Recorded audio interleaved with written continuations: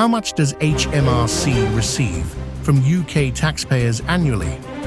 The UK government collects approximately £1.1 trillion in income tax every year. How much would it cost to send every child in the UK to university? About £17 billion per year. How much would it cost to end homelessness in the UK? It's estimated that ending homelessness would cost around £1 billion annually. How much has the UK government spent supporting the efforts in Ukraine so far? Approximately £13 billion. Hearing these figures, I started thinking. The UK government receives £1.1 trillion per year in income tax.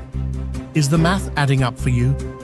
Based on these numbers, they could send every child to university and end homelessness without even putting a dent in the amount they receive from income tax alone.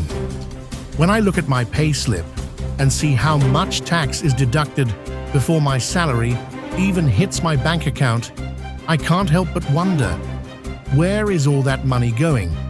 If Keir Starmer really wanted to make life better in the UK, he could do it. He could send every child to university, end homelessness, and still have plenty left over. But he doesn't want to. Think about it.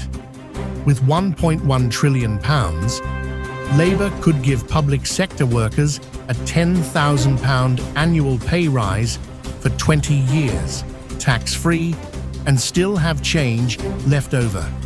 Imagine if they had included that in their manifesto. Just 1 year of reallocated tax revenue to address these issues. We'd all rally behind that, wouldn't we? They could create a golden year for the UK, eradicating poverty, homelessness, and student debt. But Labour won't. Why? Because it doesn't serve the interests of the elite. Corporations and entrenched power structures need us to stay on our knees. The more I think about it, the more frustrating it becomes, even if they can't solve every issue with the tax revenue they collect. They could address some of these problems in a meaningful way. It's not about a lack of resources, it's a lack of political will.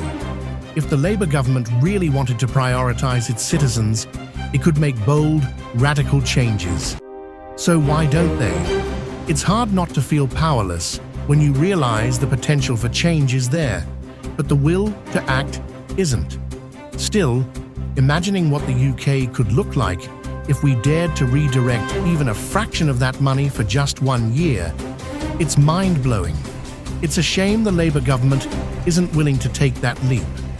But the more we talk about this, the more we make others aware, the more we can push to get Starmer out for someone better. Imagine what the UK could look like if they actually listened to the people and cared enough to make it happen.